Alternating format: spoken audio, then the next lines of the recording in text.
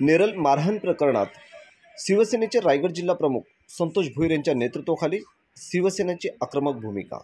आमदार महेंद्र थोर यांची विनाकारण बदनामी करण्याच्या विरोधात शिवसेना आक्रमक। कर्जत पोलीस स्टेशनमध्ये निवेदन केले सादर। त्याप्रसंगी कर्जत पोलीस ठाण्याचे निरीक्षक सुरेंद्र गरड यांच्याशी चर्चा करताना जिल्हाप्रमुख संतोष भोईर यांनी सांगितले की ह्या गुन्ह्यातील आरोपी येत्या 8 दिवसात सापडला पाहिजे, अन्यथा 8 दिवसानंतर शिवसेना आंदोलन उभे करेल।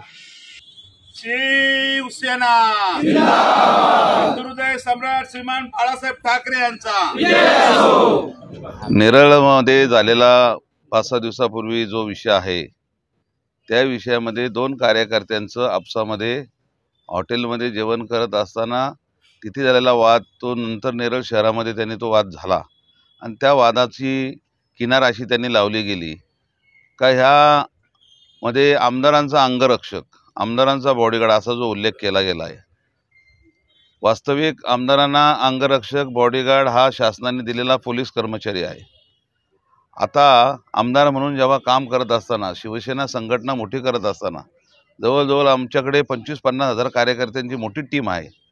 त्यामध्ये शिवसैनिक असतील, ग्रामपंचायतीमधले पदाधिकारी असतील, शहरातले पदाधिकारी असतील आणि जास्तीत जास्त आमदारांच्या कामावरती, विकासावरती फिदावून अनेक तरुण आज आपण जर बघतोय तर शिवसेनेमध्ये प्रवेश करत आहेत।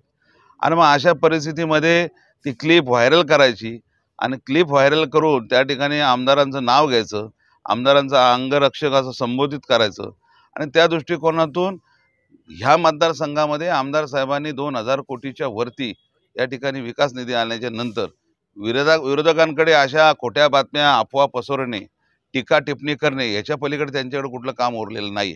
आज जर आपण बघितलं तर दिवसाआड चांगले मोठे प्रवेश अनेक विरोधकांकडून आमच्या पक्षामध्ये या ठिकाणी येत आहेत आणि त्याची कुठे त्यांना शल्य आहे आणि त्या दृष्टिकोनातून ह्या मतदारसंघामध्ये आमदार साहेबांना ह्या अशा चुकीच्या पद्धतीने सोशल मीडियावरती, प्रसार माध्यमावरती बातम्या व्हायरल करायच्या आणि बदनाम करायचं कटकारस्थान आहे।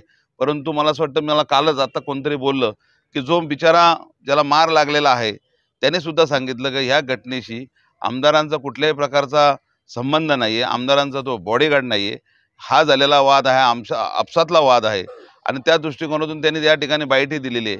परंतु सोशल मीडियावरती व्हायरल करायचं आणि त्या दृष्टिकोनातून आमदारांना बदनाम करायचं, यापुढे अशा पद्धतीचं कृत्य जो कोण करेल शिवसेना त्याला जशाच तसं उत्तर दिल्याशिवाय राहणार नाही। आणि आज म्हणून ह्या मतदारसंघामध्ये असणारं खोपोली, खालापूर, माथेरान, नेरळ आणि कर्जत या सगळ्या पोलीस स्टेशनला सकाळी 11 वाजता त्या भागातले संपूर्ण शिवसेनेचे पदाधिकारी, महिला आघाडी, युवा सेना सगळे पदाधिकारी त्या ठिकाणी 11 वाजता आता या ठिकाणी निवेदन आम्ही तर दिलेलं आहे, तिकडे सुद्धा ते निवेदन देत आहेत आणि त्याच्यामध्ये अधीक्षक साहेबांना, SP साहेबांना आम्ही त्या ठिकाणी निवेदनामध्ये म्हटलेलं आहे की ह्या पाठीमागे जो कोण सुरुवातीचा आमदारांचं नाव जोडून जी व्हिडिओ व्हायरल केली त्यांच्यावरती कायदेशीर कारवाई झाली पाहिजे।